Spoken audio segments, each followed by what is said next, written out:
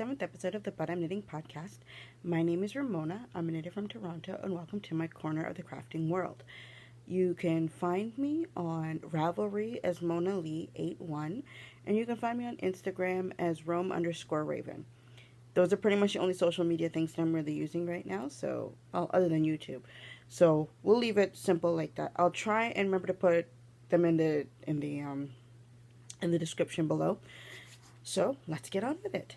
So this week I have no works in progress really to show you. I have something that I started and I finished. I talked about it on my last episode, but I will show it on next week's episode because it is a gift. And it was brought to my attention, darn, I see them on a somewhat regular basis, and every once in a while they ask about my podcast. I should probably hold off on showing it off just yet. So I will record it today and put it with the next episode. So for this week, I have a finished project. I have yarn that I've dyed, and then the rest is just blather and plans for future knitting or finally getting things established to be done. So I guess we'll start with my finished project. I have finally finished, well, I finished off like a week ago, but I haven't really touched it since. I finished everything, well, other than weaving in ends and blocking for the Half Moon Oracle shawl. It is all done. There are no needles attached to it. See? No noise. So here it is, not blocked. I still got to do that and weave in the ends. But I'm happy that it's finished. I'm happy that I did this. I'm happy that I finally managed to brioche. And because of that, somebody on Instagram, I think it was Mika. I can't remember her name off the top of my head, honestly. She decided she was finally going to cast on her exploration station shawl. I've attempted to start that shawl twice, and I've never once finished it. I've always ended up pulling out the yarn because as soon as I make it to the brioche section, I got so lost and confused. So I think I'm going to give that one a try again. But before I do that, I have another project, another shawl that I want to start and finish before I start that one. So that's the one knitted thing I worked on. I did manage to pull out a project. I frogged two projects, two pairs of socks that I was working on. The one that was, I guess I would call it My Hero Academia socks. Their yarn was from No Makers. I love the way the colors were working up, but at one point, the needles fell out while I was coming back from a trip. Sorry, there's something right there. While I was coming back from a trip, and I tried to put them back in, and it was while I was in the middle of doing the Fish Lips Kiss heel. It didn't turn out too pretty to put it back. I thought I could do it, but then everything just looked so uneven, so I just pulled the entire thing out. Eventually I will restart it, but I don't really feel the pressure to really rush it. This doesn't really seem to be the year of the sock for me, so it is what it is. The other sock I pulled out was, what was it? The name of the pattern was Business Casual Socks by Tanis. By Tanis Fiber Arts. Tanis Lavallee, that's her name for when she's designing. And the yarn was from Hedgehog Fibers in the color Boombox. And I remember I got it at Hand Knit Yarn Studio in Hamilton. So I pulled it out. I was pretty much in denial about those socks. I had already gone past the heel. I was like halfway down the foot. And then I put it down for like months and months and months on end. I knew it was too small, but I didn't want to do anything about it. And I just said, you know what? Forget it. So since I sat down there to pull out the other one yesterday, I pulled out that one as well. And that's two frog projects. Let me just see if I can... Hold on. Let me get the yarn. I think I have it close by. Yep. So what I rescued from those... this is Miss Babs ink while I was using it for the heel cuffs and toes. It's a beautiful blue.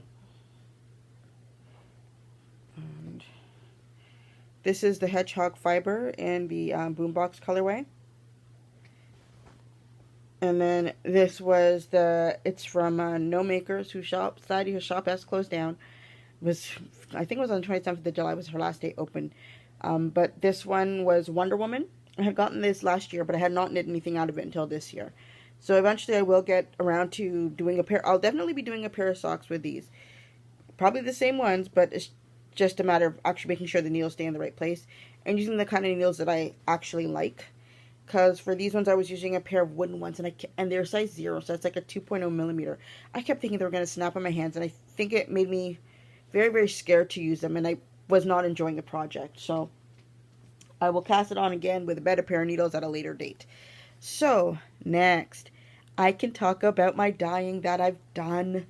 Okay, so I've managed to dye 8 skeins since last week. Yes, 8 skeins. Not last week, since the week before. No, actually, I don't even know. I did 8 skeins. So, I'll show these off in order that I dyed them, I guess. I might as well. So, I did this based on 2 tutorials.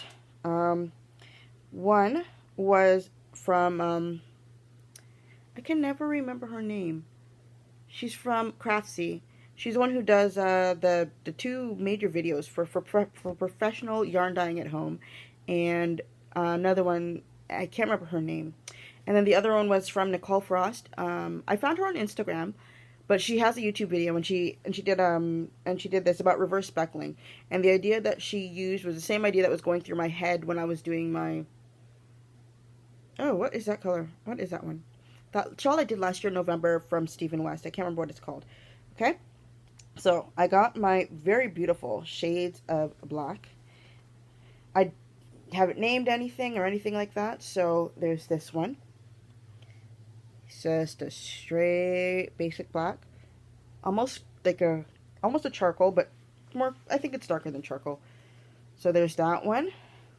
Actually, I should just leave it untied before I show you. And then this one, if you look at it, yes, you can see it. It starts out the same, but then you see pops of other colors popping up. See? And that's what makes me love it so much. So it's done with resistance dyeing. I'll try to remember to put the link. I'll either I'll leave it as a comment. I'll put up a link to her tutorials for these ones. I'd have to locate it online first. So with this one, I did them both in the same dye pot. The only thing I did differently was I tied cotton yarn and tied it very tightly, which would leave like these little white spots all over the place, and then just fill it in with the color that I wanted it to. Nicole goes into a lot more detail and gives so many more examples and ways that you can do it, but this is mine. So I managed to get a bit, I think that one was yellow, probably turned a bit green. I put in, it was basically leftover liquids that I used for it. I think this one was purple that I put there. Well, this could have been purple too. I don't remember if I did them twice and not. And then I got some blue on there, you can see, and green. One of the purples was probably a red, and that's probably just how it turned out. Okay, and then I did the same techniques with this. I was aiming for burgundy, and it came out more like a wine color. It is what it is. So they started out in the same dye pot. I just realized this has extra colors in it, probably because of the way that I did it. So here's a solid.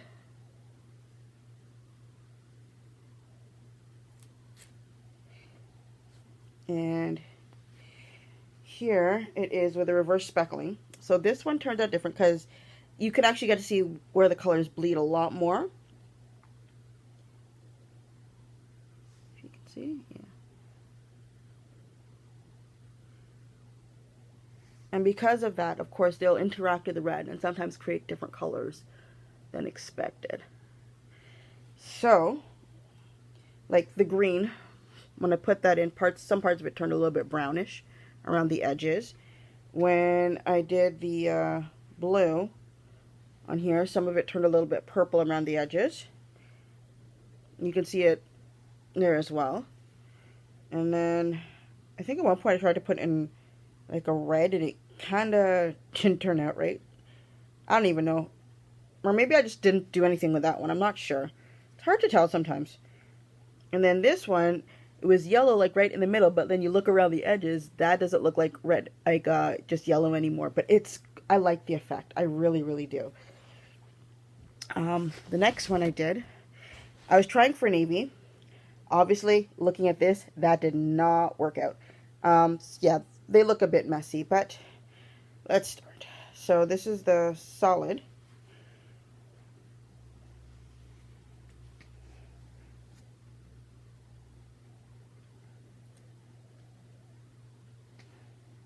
Okay. And then this is the attempt at the reverse speckling. I really like this one. You can see the purples, the pinks, even though that was supposed to be red. The yellow. I think I put green in there. I definitely put blue. And you can still see the blue right there. So this turned out more to be like a dirty blue.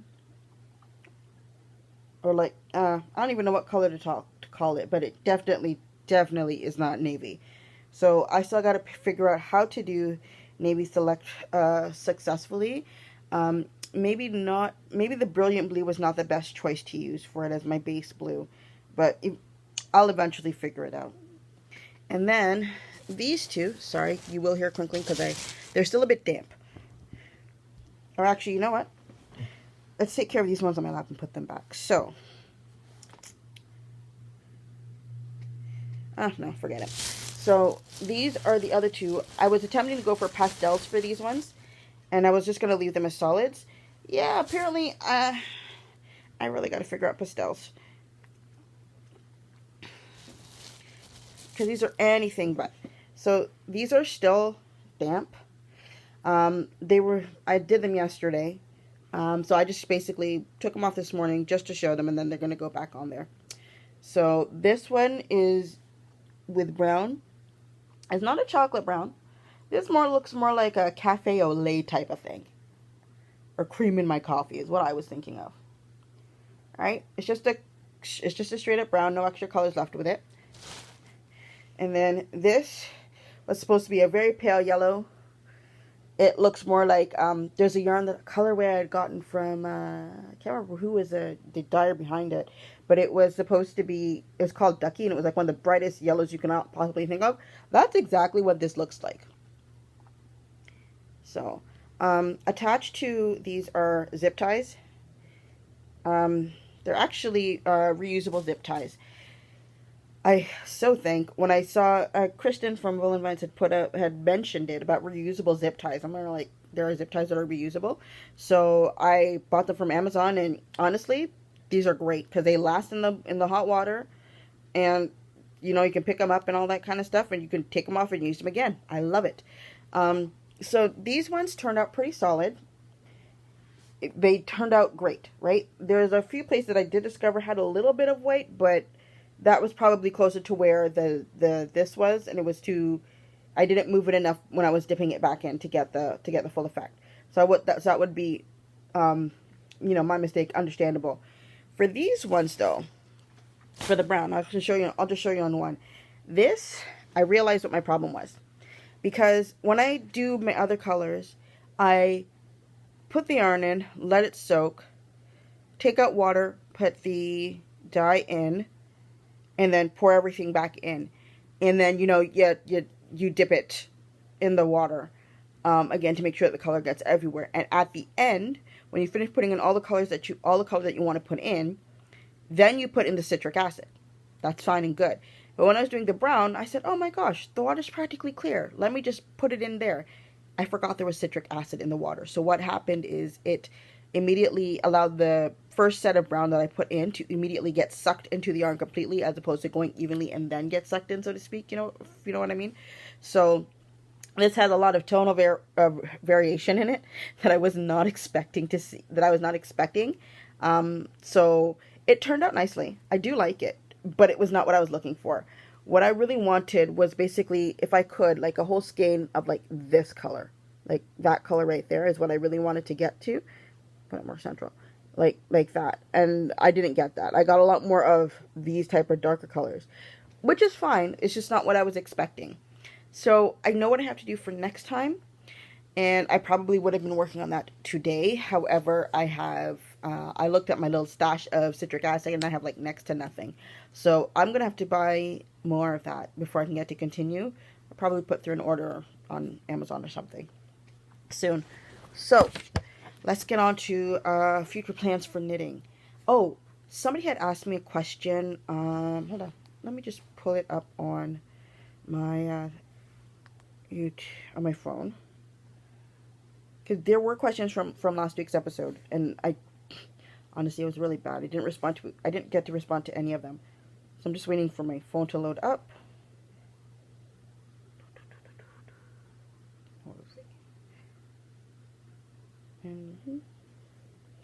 Okay. Go back to the first one. Okay. Okay, Leslie H asked me, asked if she had missed an episode where I might have showed off the cardigan I was listing for my grandfather. No, you didn't miss an episode for that because I started it and I did not finish it. I didn't take good notes as to where I was in the pattern. So I'll go back and look at it. I'm like, where am I? So it is something I do have to, I'm going to restart it and I have to keep notes on exactly where I am in the pattern to make it easier for me to follow. So eventually I will get back to that. Shan Healer Yeshua asked if I spin. I don't spin. Unless it's actually spinning around in a circle, I don't spin. I do have 2 drop spindles. And I've attempted with one of them to do it, and honestly, it looks like a dread. But it's one of those things where I think if I practice, I'd probably get close to the results that I'm looking for. And yeah, so there's that. Any other questions?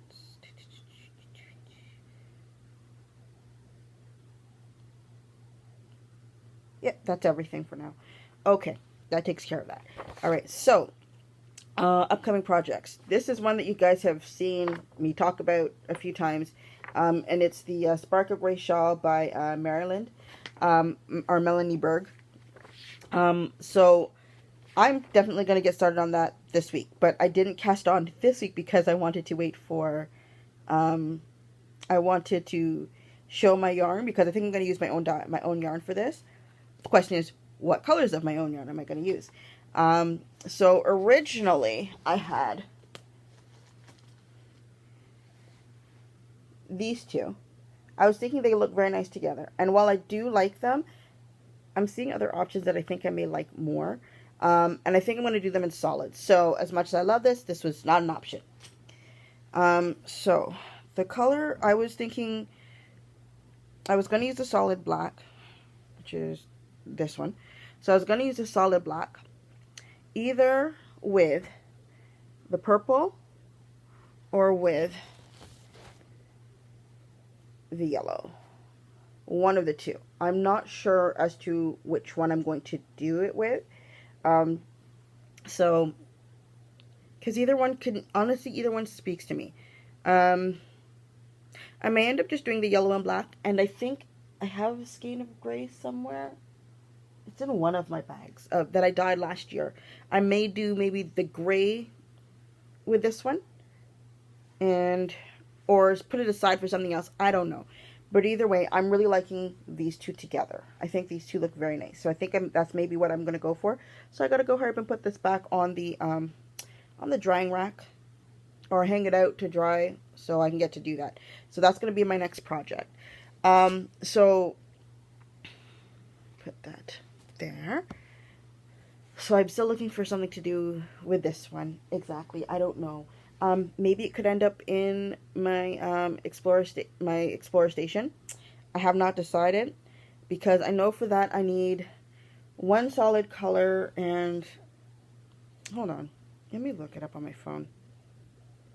Because lucky for me, I have it all stored on here. Nope, it's afternoon.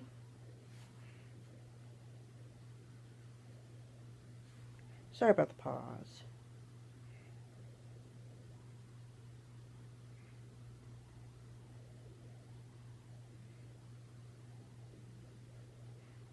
Okay, apparently that method is not working, so let's try by name.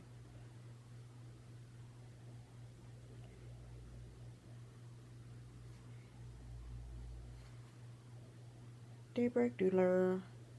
creek bed, Landia, Rockwell Daughter Rays. I own a lot of his patterns. Huh. 2007 MKA. Oh, no, that's not it. Where is this guy clockwork? Where is it?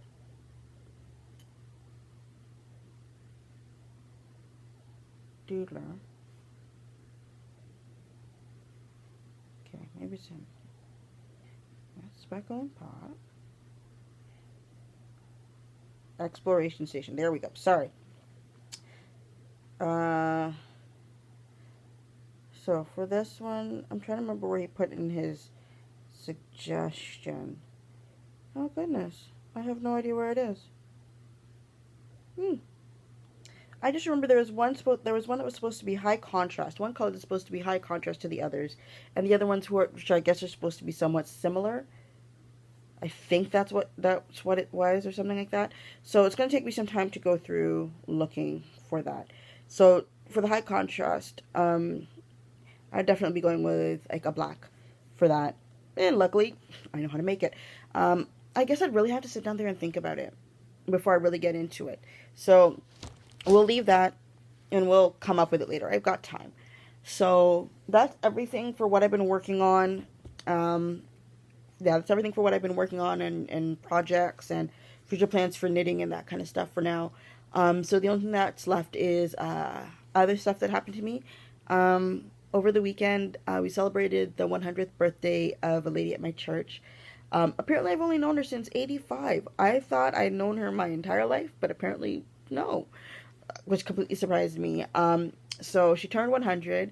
It wasn't a surprise. She came in walking on a special carpet just for her. She basically had a throne. She had a throne to sit on. She was turned towards the stage so that any performances that were there, she'd get to watch them like directly for her. She had a crown on her head. It was adorable. So I think the capacity for the place was like 300, and the place was pretty full. My mom was the one who did most of the desserts. So there was like stuff like mango mousse, red velvet cake, and other stuff. She made the cake itself was shaped like 100. Let's see. I'll put it in here